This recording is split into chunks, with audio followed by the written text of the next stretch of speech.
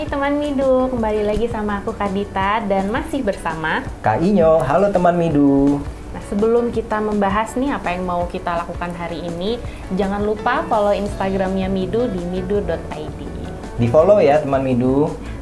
Nah, hari ini Kak Inyo, kita mau melakukan sesuatu yang berbeda nih. Biasanya kita sesi Q&A, hari ini kita mau sharing session. Iya, bahkan biasanya kita ada bintang tamu ya. Kak Dita, anak-anak yang perform. Nah, kali ini kita mau bahas apa nih Kak Inyo? Di sharing session kali ini, kita akan membahas kekerasan dan pelecehan seksual yang terjadi belakangan ini.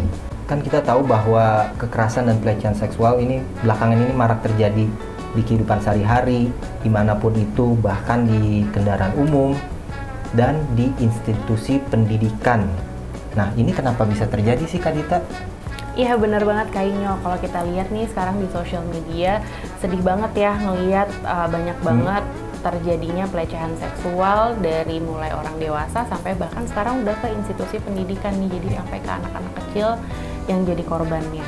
Mungkin kalau misalnya bisa kita definisikan dulu gitu ya, si pelecehan seksual ini tuh adalah bentuk tindakan yang dilakukan oleh orang lain dengan jenis kelamin yang berbeda. Nah ini pastinya membuat korbannya itu merasa tidak nyaman gitu. Jadi hal ini dilakukan biasanya dari laki-laki ke perempuan biasanya, tapi makin kesini makin banyak nih dari yang laki-laki ke laki-laki gitu, bahkan mungkin bisa juga dimulai dengan perempuan ke laki-laki gitu. Jadi pelecehan seksual ini mungkin nggak hanya dengan sentuhan, tapi bisa juga melalui verbal. Itu kan mungkin bisa jadi kalau misalnya cowok nih bahkan catcalling gitu ya, suka disiul-siulin gitu kan kalau perempuan lagi lewat gitu, mungkin yang bajunya lumayan terbuka gitu, disiul-siulin, digoda-godain. Nah itu tuh sudah termasuk ke dalam pelecehan seksual. Itu termasuk ya Kak Dita ya, walaupun verbal suara gitu ya. Oke. Gitu. Jadi dimulai dari hal yang sekecil itu tuh sudah bisa menjadi pelecehan seksual, sampai sekarang yang marak di sosial media tuh udah sampai ke sentuhan nih, udah sampai diraba-raba, mungkin bahkan sampai ke kekerasan seksual gitu. Dan itu pun oleh pelakunya itu direkam ya Kak Dita?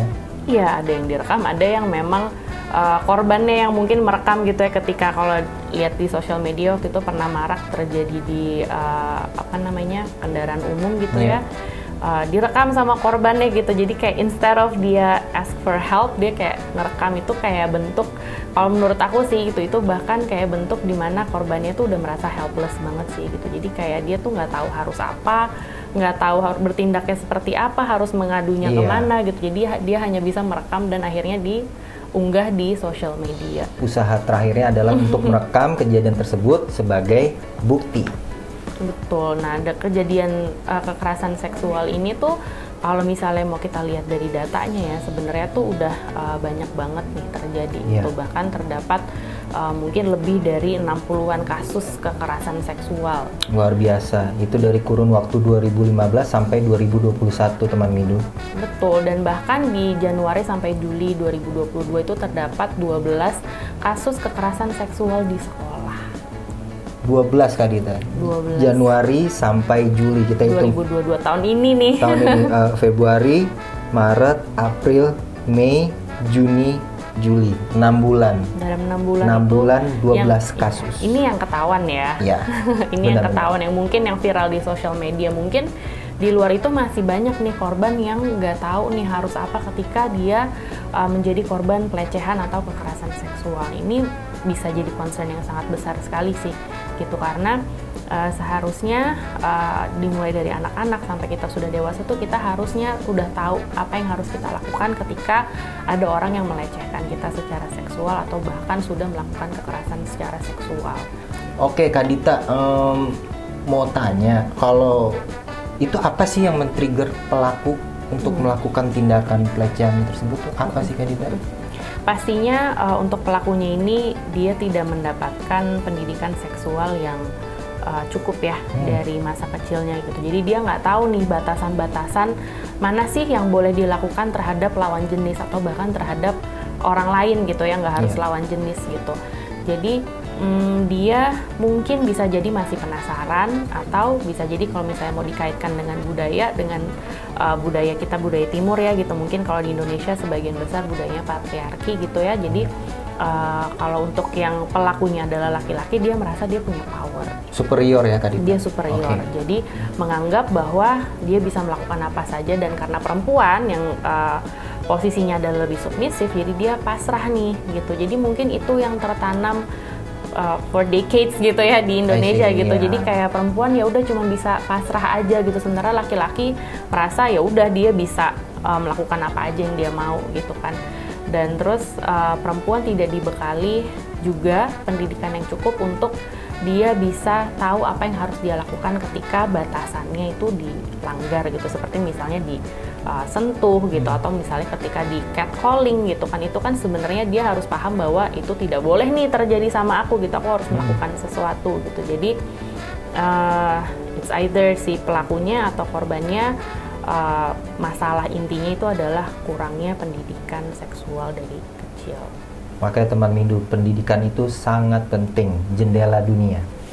Oke Kak Dita, kalau dari sisi korban ya, korban pelecehan dan kekerasan seksual, apa yang bisa kita lakukan Kak Dita?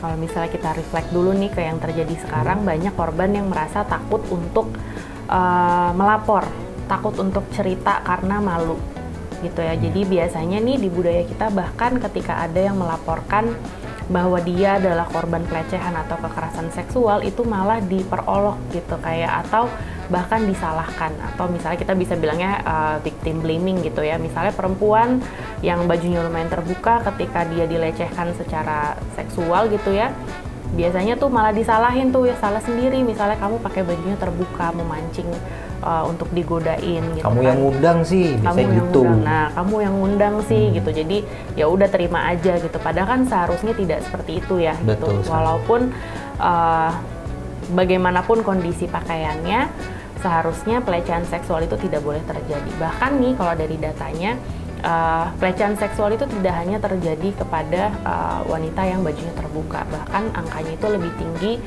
dilakukan kepada wanita yang bajunya tertutup. Wow. Gitu. Jadi sebenarnya nggak ada hubungannya nih gitu. Pelecehan seksual tuh sebenarnya sumbernya adalah ke pelakunya gitu. Bagaimana pelakunya bisa mengontrol dirinya ketika dia melihat orang lain, it's either lawan jenis ataupun sesama gender gitu ya. Jadi kita sebagai korban tuh harus tahu dulu nih bahwa ketika batasan kita itu sudah dilewati gitu ya, dari mulai fisik maupun verbal, kita harus berani untuk melapor. Dan harapannya sih untuk society kita tuh pikirannya, harapannya lebih terbuka gitu, bahwa tidak menyalahkan korban, karena dengan kita menyalahkan korban itu jadi semakin memupuk nih orang-orang yang melakukan kekerasan seksual atau pelecehan seksual, jadi semakin dalam tanda kutip terdukung gitu ya. Jadi kayak seolah-olah kita encourage mereka ya. Betul. Jadi kalau misalnya ada wanita yang pakaiannya terbuka, nggak apa-apa nih gitu kan, kita lecehan, kan salahnya dia sendiri gitu kan. Padahal kan seharusnya nggak kayak gitu. Jadi harus kerjasama sih sebenarnya. Jadi sebagai korban harus berani, dan juga society harapannya juga bisa lebih terbuka pikirannya, sehingga apa yang dilaporkan sama korban nih nyampe dan ditindaklanjuti dengan tegas.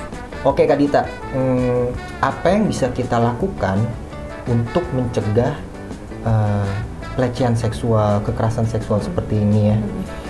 Meanwhile kita tahu bahwa di Indonesia tuh pendidikan seks atau sex education tuh masih dianggap tabu oleh orang tua atau orang dewasa untuk dijelaskan kepada anak-anak. Itu bagaimana Kak Dita? Betul. Mungkin bisa dimulai dari institusi pendidikan dulu kali ya gitu, dimana pastinya kan anak-anak lebih banyak meluangkan waktu untuk menimba ilmu di sana gitu. Jadi sebaiknya selain akademik, pendidikan seksual itu adalah salah satu hal yang sangat krusial yang perlu diajarkan bahkan sejak sedini mungkin gitu, dari TK. Oke. Jadi pendidikan seksual ini tuh tidak hanya sebatas kayak berhubungan intim gitu ya. Jadi itu banyak banget yang bisa dieksplorasi di dalam pendidikan seksual, termasuk si batasan-batasan itu gitu. Jadi dari setiap tahapan perkembangan anak tuh pendidikan seksualnya tuh berbeda-beda gitu. Jadi misalnya kalau dari masih anak-anak TK sampai SD itu bisa diperkenalkan private parts dulu nih. Private parts kalian tuh apa sih? Gitu, mengenal private parts masing-masing dulu, kemudian batasan-batasan di dalam tubuh kita yang tidak boleh disentuh oleh orang lain. Kecuali kalau misalnya masih kecil ya, kecuali orang tua kita sendiri. Gitu. Jadi seharusnya kalau misalnya di sekolah untuk guru-guru kan biasanya masih membantu nih anaknya, misalnya ada yang buang air kecil, buang air besar, biasanya masih dibantu oleh pihak sekolah lah, oleh guru atau oleh pramubakti yang ada di sekolah gitu. Seharusnya ketika mereka sedang membantu anak-anak ini tuh harus minta izin dulu, aku sentuh ya gitu, atau aku bantu ya gitu. Jadi anak-anak tuh juga tahu bahwa ketika orang lain mau menyentuh bagian tubuhnya, terutama private parts-nya, itu harus minta izin dulu loh, nggak boleh sembarangan disentuh. Gitu. Begitu pula juga anak-anak harus tahu nih, misalnya dalam bermain nggak boleh tuh sembarangan misalnya pegang-pegang gitu, hal-hal area-area yang termasuk dalam private parts-nya mereka gitu. Bahkan dari paha gitu, bagian dada itu nanti ada tuh bagian-bagian yang dijelaskan yang merupakan batasan dari tubuh kita gitu. Jadi dalam bermain pun anak-anak jadi tahu nih, aku tuh nggak boleh loh sembarangan megang badan orang karena itu adalah private parts-nya mereka gitu. Bahkan nggak harus di private parts nih, kalau misalnya mau peluk aja itu harus izin dulu gitu. Misalnya aku boleh nggak peluk kamu misalnya, atau aku boleh nggak pegang kamu. Jadi juga nggak, anak-anak terbiasa tumbuh dengan menghargai tubuh orang lain gitu. Jadi dimulai dari batasan-batasan sampai akhirnya ketika sudah semakin dewasa ya pastinya udah memasuki itu ya, mungkin dari berhubungan intim itu bagaimana, terus konsekuensinya itu apa, resiko-resikonya apa saja gitu, bagaimana untuk menjaga private parts kita gitu, menjaga alat reproduksi dan lain-lain tuh. Jadi ketika mereka tumbuh dewasa, mereka tuh nggak sembarangan gitu. Atau mereka juga nggak menjadi penasaran. Mungkin kan semakin kita tutup-tutupin gitu ya, kita nggak bisa menahan misalnya rasa keingintahuan atau hasrat anak-anak ini tuh untuk tahu ini tuh apa sih sebenarnya, kok kita nggak boleh tahu misalnya, atau kita nggak boleh pegang tuh sebenarnya apa sih, kenapa sih gitu kan. Jadi kayak misalnya kalau anak-anak yang udah SD aja misalnya, dia penasaran terus nanya ke orang tuanya, udah itu kamu belum boleh tahu, itu urusan orang dewasa misalnya. Padahal bisa dijelaskan menggunakan bahasa-bahasa yang bisa diterima loh sama mereka. Betul. Gitu. Misalnya mah ini proses ada adik gimana sih gitu. Biasanya kan anak kecil sering banget tuh nanya kayak gitu. Nah, kita tuh bisa loh menjelaskan dengan bahasa yang mudah gitu. Misalnya itu ada namanya reproduksi apa gitu-gitulah. Maksudnya dengan bahasa yang lebih mudah. Kalau misalnya memang orang tua masih bingung, boleh lo tanya kepada pihak-pihak yang lebih profesional gitu ya, ke guru, atau misalnya nanya ke psikolog, aku bingung nih gitu cara menjelaskan ke anak aku seperti apa. Sekarang pun di sosial media pendidikan seksual untuk anak-anak itu udah banyak bisa dipelajari oleh orang tua gitu ya. Jadi sekarang informasi kan banyak banget nih di sosial media. Orang tua tuh harus update, harus tahu gimana caranya menghadapi anak, harus tahu gimana cara menjawab anak. Jadi anak tidak dibiarkan penasaran sendiri sampai dia mencari tahu sendiri, atau tahu dari temennya, atau cari-cari tahu dan lain-lain, atau nyoba-nyoba sendiri. Itu bahaya itu. Kalau udah tahu sama teman-temannya terus akhirnya dicoba-coba sendiri, itu bahaya itu. Jadi kalau misalnya kita membiasakan dari anak-anak masih kecil, anak-anak itu jadi nggak penasaran. Justru kalau orang tua kan takutnya kalau dipaparin dari kecil nanti malah jadi malah pingin tahu atau jadi terpapar. Nah justru enggak sih, kebalikannya gitu. Jadi ketika anak-anak tuh udah tahu bahwa hal-hal itu tuh sebenarnya penting loh untuk kalian ketahui. Misalnya alat ini deh, our private parts saja gitu kan. Misalnya kalau misalnya disebutkan aja tuh kan kita jorok gitu, padahal it's our private parts gitu. Jadi kayak harusnya jangan jorok gitu, kayak kenapa itu our private parts. Nah itu juga diajarin tuh. Jadi karena itu private parts kita, kira-kira boleh nggak ya diperlihatkan ke orang lain? Nggak boleh nggak ya kita obrolin gitu ya, misalnya kita kita sebutkan secara sembarangan gitu. Itu kan berarti nggak boleh. Namanya aja udah private parts, you keep it private gitu. Jadi itu sih yang harus diajarkan ke anak-anak gitu. Jadi memperlihatkan ke mereka bahwa itu bukan sesuatu yang jorok, itu adalah bagian dari tubuh kita yang harus kita jaga dan tidak boleh kita pertontonkan ataupun kita bicarakan secara sembarangan ke orang lain. Betul gitu. sekali.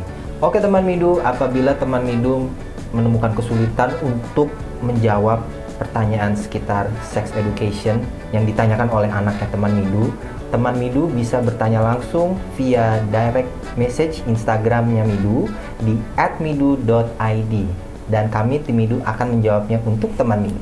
Oke teman Midu, sampai di sini sharing session kita. Sampai ketemu di episode berikutnya. Jangan lupa follow Instagramnya Midu di @midu.id. Aku Kadita pamit. Aku Kayaknya pamit, sampai jumpa. Bye.